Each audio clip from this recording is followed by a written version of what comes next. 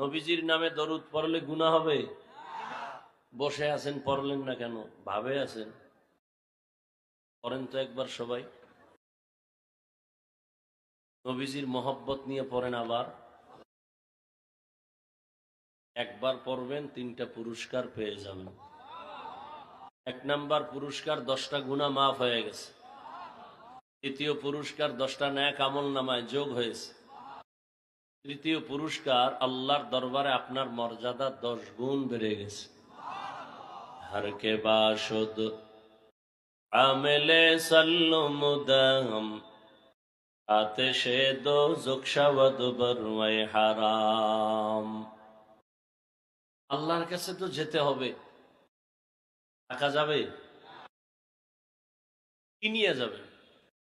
হিসাব দুইটা, কি নিয়ে যাবেন আর রেখে যাবেন কি?